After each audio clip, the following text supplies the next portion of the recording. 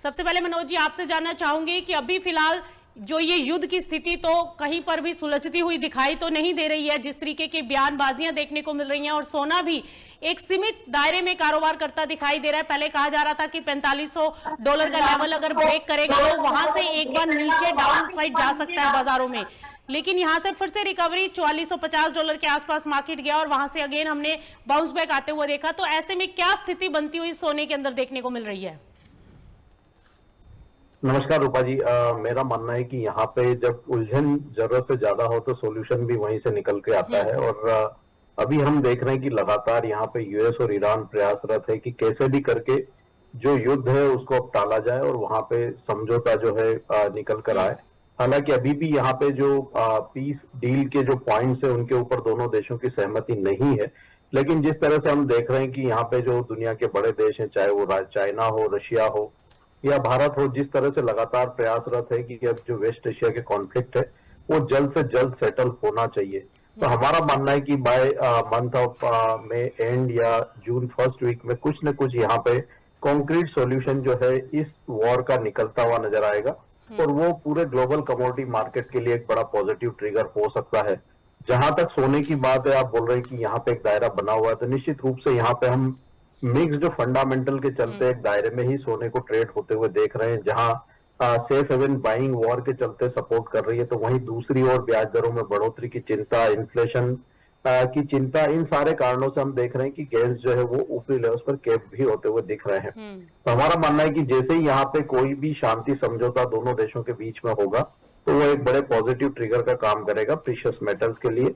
सोना अभी हमारा मानना है कि $4340 का जो एक महत्वपूर्ण सपोर्ट लेवल है इंटरनेशनल मार्केट में, उसको शॉर्ट टर्म में होल्ड करता हुआ नजर आएगा। भारतीय बाजारों में हमारा मानना है कि 1,55,500 के सपोर्ट लेवल सोना फिलहाल यहाँ पे होल्ड करता हुआ दिख रहा है। वहीं अगर ये कॉन्फ्लिक्ट सेटल होते हैं, कीमतें इंटरनेशनल मार्केट में फिर से एक बार 4,680 और $4,800 की ओर बढ़ती हुई नजर आएगी। उस लिहाज से भारतीय बाजारों में 1,62,000 से 1,65,000 के स्तर फिर एक बार आते हुए नजर आएंगे।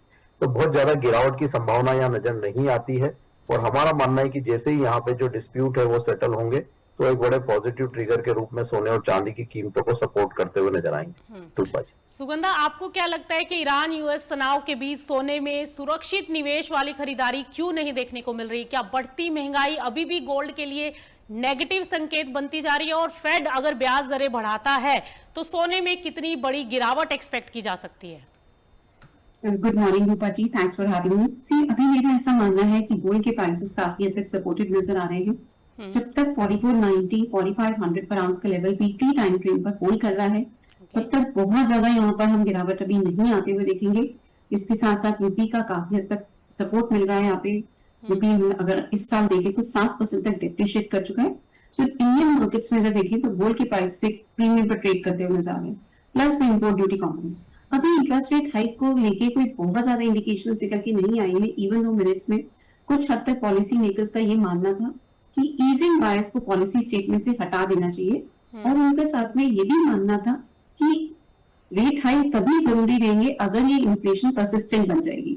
बट वही हमारा ऐसा मानना है, अगर ये डील हो जाती है, स्ट्रेट ऑफ हॉर्मुज़ पूरी तरह खुल जाता है, क्रूड के प्राइसेस में दबाव देखने को मिलता है, तो प्रोबेबली ये जो इन्फ्लेशन फियर्स थे ये सिर्फ ट्रांजिएंट रह जाएंगे और उस केस में फेड रेट हाइक नहीं करेंगे। अभी नए फेड चेयर किस तरीके से अपना स्टैंड लेते हैं इस पे नजर जरूर बना के रखनी होगी, बिकॉज प्रेसिडेंट ट्रम्प ने बहुत बार ये मेंटेन किया है कि वो चाहते हैं कि यूएस में इंटरेस्ट रेट कट्स हो। सो अगर क्रूड के प्राइसेस में फॉल आता है तो पॉसिबली इनफैक्ट एक रेट कट अभी भी हो सकता है। दो इसके चांसेस अब इस वेस्ट एशिया क्राइसिस के बाद काफी कम हो चुके हैं। पहले जहां 2 रेट कट की उम्मीदें बनी हुई थी, अब ये काफी हद तक कम हो गई। सो ये फैक्टर अभी स्लाइटली नेगेटिव जरूर हुआ है कि रेट कट की उम्मीदें कम हो गई हैं। बट वहीं अगर क्रूड के प्राइसेस में कल के सेशन में भी हमने एक मेजर फॉल आते हुए देखा, ये लेवल्स अभी भी नियर टर्म में एटलीस्ट प्रोटेक्टेड नजर आ रहे हैं। सो नियर टर्म के आउटलुक की बात करें तो पॉजिटिव है, यस। बट अगर ये लेवल्स 4490 जो जनवरी ऑनवर्ड्स होल्ड करते हुए नजर आ रहे हैं, अगर ये ब्रेक हो जाते हैं तो $3900 पर आउंस तक की भी पॉसिबिलिटी होल्ड में बन जाएगी। एक मेजर फॉल की भी पॉसिबिलिटी बिल्कुल नजर आती है। पर जब तक ये लेवल होल्ड है हमारा व्यू अभी पॉजिटिव है, बिकॉज जिस तरीके से मार्च महीने में इतनी बड़ी करेक्शन आते हुए देखी, स्टिल वीकली टाइम फ्रेम पर प्राइसेस है इसके ऊपर ही क्लोजिंग दी है। सो जब तक ये लेवल इंटैक्ट है, आउटलुक पॉजिटिव है और रुपी का एडिशनल सपोर्ट है, और अब तो ये फाइनल ड्राफ्ट भी रेडी हो चुका है। दोनों ही साइड से अपने कुछ पॉइंट्स रखे हैं, जहां दोनों ही साइड से एग्री किया है कि पूरे ही रीजन में एक सीज फायर हो जाएगा, किसी भी इंफ्रास्ट्रक्चर पे कोई अटैक नहीं होगा, स्ट्रेट ऑफ हॉर्मस में एक फ्री नेविगेशन अलाउ करेंगे दोनों ही साइड्स। बट अभी भी एक पॉइंट पर कंटेंशन बना हुआ है ईरान के एनरिच्ड न्यूक्लियर यूरेनियम को लेकर। ईरान अपना एनरिच्ड न्यूक्लियर यूरेनियम हैंडओवर करने के लिए रेडी नहीं है, और यूएस अभी जब तक ये नहीं होगा, ये फाइनल ड्राफ्ट और ये एग्रीमेंट नहीं होगा। So it remains to be seen कि इस पे किस तरीके से नेगोशिएशंस होती हैं। अब ये जो नेगोशिएशंस होनी है, ये अगले 7 दिनों बाद कंटिन्यू करेंगी। So it remains to be seen, but अभी के लिए देखें तो मार्केट में कुछ पॉजिटिविटी जरूर नजर आ रही है, बिकॉज जिस तरीके से क्रूड के प्राइसेस में हमने हाई लेवल से दबाव आते हुए देखा, WTI के प्राइसेस 106 पर बैरल पर एक प्रेशर फेस करते हुए नजर आए। सो ये फैक्टर कुछ हद तक गोल्ड के लिए सपोर्टिव है। अगर ये एग्रीमेंट हो जाता है तो गोल्ड में हम एक अच्छा अपवर्ड मोमेंटम भी आते हुए देख सकते हैं। तो सुगंधा जी, यहाँ से क्या माना जाए फिर इन्वेस्टर्स के पॉइंट ऑफ व्यू से अगर देखें तो क्या बाइंग इनिशिएट करनी चाहिए या थोड़ा सा वेट करना चाहिए? क्या लेवल्स होंगे जहां पर बाइंग करके चला जा सकता है?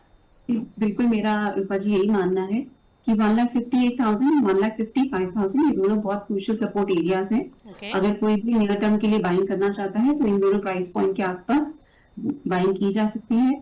हाई साइड में देखें तो अभी बहुत ज्यादा अपसाइड देखने को नहीं मिलेगी जब तक इस पॉइंट पे क्लैरिटी नहीं मिल जाएगी कि वॉर पूरी तरीके से एंड हो गई है।